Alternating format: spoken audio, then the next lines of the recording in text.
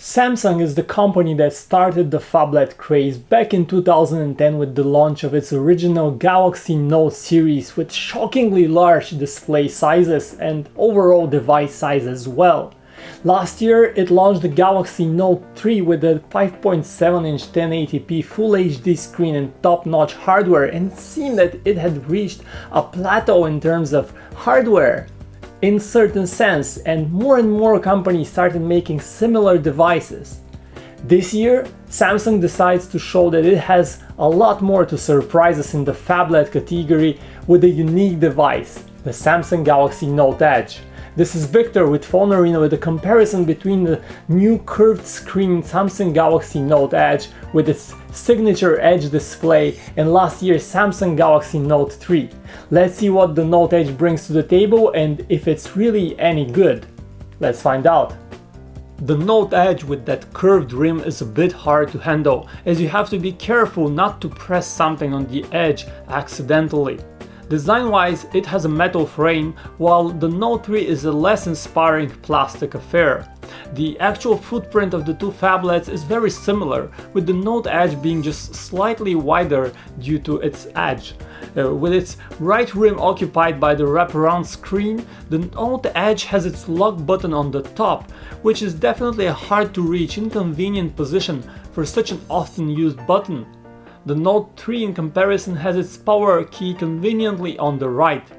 Up front, each has a large physical home key, but the one on the Note Edge comes with a fingerprint scanner that the Note 3 lacks.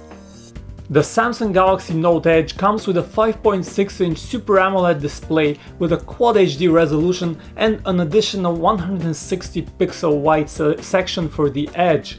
This is a step up from the 1080p display on the Note 3, as pixel density comes in at 525 ppi on the Edge versus 386 ppi on the Note 3. In reality, both appear very sharp, but when you look at tiny text from up close, you may see a slightly sharper picture on the Note Edge.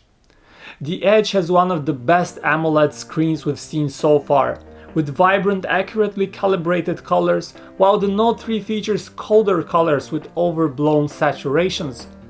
The Note Edge display has also been improved in terms of peak brightness, as it scores a very respectable nearly 500 nits, while the Note 3 is noticeably dimmer at just 360 nits.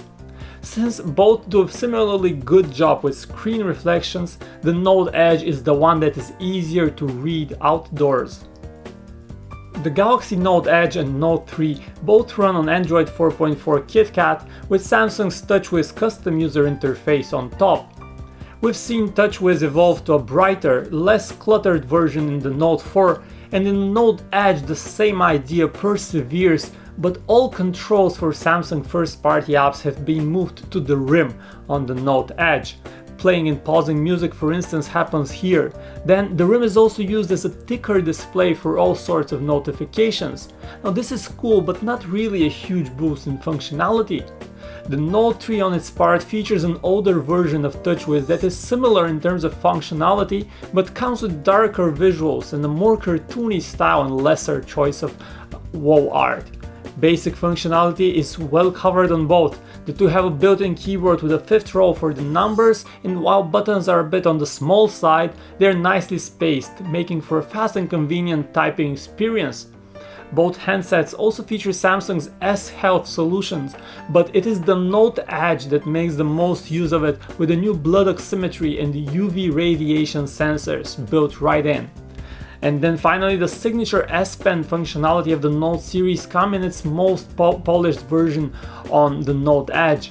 The S Pen itself comes with double the sensitivity. This, however, is still not the perfect replacement for your notebook or pencil, as handwriting happens with a slight lag. The Snapdragon 805 on the Note Edge is faster than the Note 3 Snapdragon 800, but the difference is not all that huge, and for games it becomes negligible due to the higher resolution that the Note Edge has to handle. Both are 32-bit quad-core chips that do a fine job handling Android mostly smoothly in daily use, but the slight ever-present TouchWiz lag is still noticeable on both. The Galaxy Note Edge and Note 3 both feature a plentiful 32GB of internal storage on board. double that of most of its rivals. It can also expand via microSD cards of up to 128 gigs. You have a choice of two pre-installed browsers to serve the web on both, a custom Samsung browser as well as Google's mobile Chrome. Rendering web pages is a slightly faster process on the Note Edge, which is also the overall faster one to scroll and zoom around, while a very slight stutter is sometimes observable on the Note 3. In terms of connectivity, you have 4G LTE on both devices with theoretical peaks of up to 300 megabits per second for downloads on the Note Edge and 150 megabits on the Note 3. Other connectivity options include Bluetooth 4.1 on the Note 4 versus 4.0 on the Note 3. You have dual-channel Wi-Fi on both GPS and NFC. Both devices also have an infrared beamer with a companion app that you can use to remotely control electronics like your TV or AC. The Samsung Galaxy Note Edge comes with a 16 megapixel rear camera that supports optical image stabilization, while the Note 3 sports a 13 megapixel main camera that lacks OIS.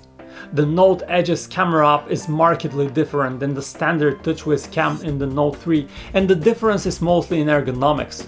The Edge has pretty much all the active elements of its UI moved to its side screen, including the shutter button and any options you might want to tinker with. This frees up space on the viewfinder, allowing you to focus on composing your shots, but it does not bring any huge functional improvement. When it comes to image quality, however, the Galaxy Note Edge steps up its game and captures an outstanding amount of detail, with pleasing, natural-looking colors and a very dynamic look to its shots.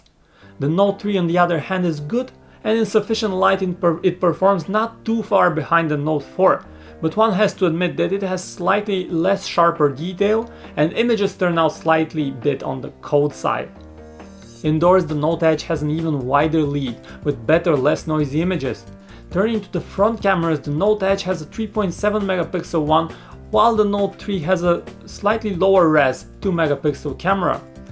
In terms of video, both the Note Edge and the Note 3 can record 4K at 30 frames per second or 1080p at either 60 or 30 fps.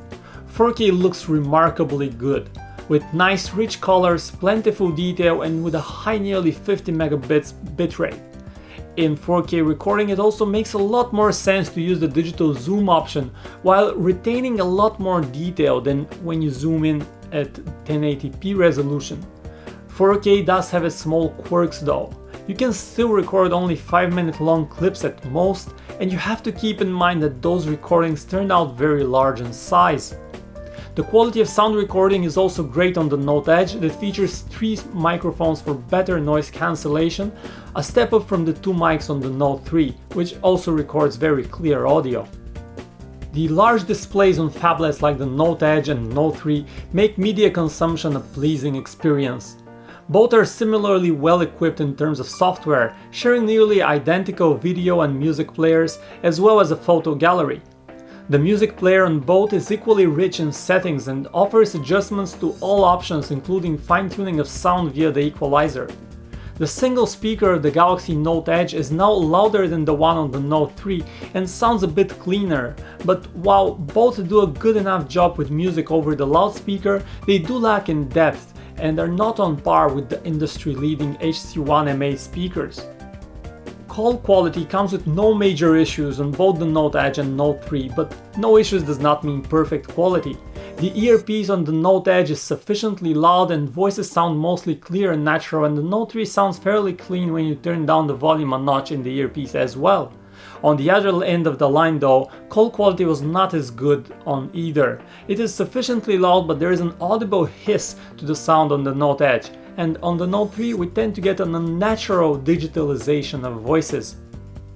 The large size of phablets like the Galaxy Note Edge and Note 3 allows phone makers to bundle them in with gigantic batteries. The Note Edge has a 3000 mAh battery, slightly smaller than the 3200 mAh battery of the Note 3. Still, with clever optimizations and a more power-efficient silicon, even with the higher-res Quad HD screen, the Note Edge manages to squeeze out more out of that battery than the Note 3. The Note Edge scored a respectable 7 hours and 8 minutes on our battery test, where we run a simulation of typical use on devices with the display pre-calibrated to the same 200 nits brightness. The result we get represents non-stop use, with no screen off time. The Note 3 in comparison ranks in at the lower 6 hours and 8 minutes. In reality, even under heavy use, both phones are capable of going a full day off the charger, and if you're not using your phone that often, the Note Edge would even manage to stay away from the charger for a whole 2 days. In conclusion, we ought to say that the Samsung Galaxy Note Edge is pretty much a clone of the Galaxy Note 4, save of course for the curved rim. And the curved rim is plenty cool. You can do all sorts of stuff in it. Use it as a ticker or use it for multitasking. It's cool, but it does not add any meaningful functionality improvement over the use of the original form factor. The Galaxy Note 3 on its part has dropped in price, so it's now much more affordable to get, and it still packs top-notch internals. Which one should you get? If you have the money and you want the cool factor, the Samsung Galaxy Note Edge will not disappoint, as it wows people with this curved rim, but it's overpriced. It costs nearly $400 on contract, while this here can be had for much less. For more detailed review and comparison between these two devices, make sure to go to PhoneArena.com. Thanks for watching.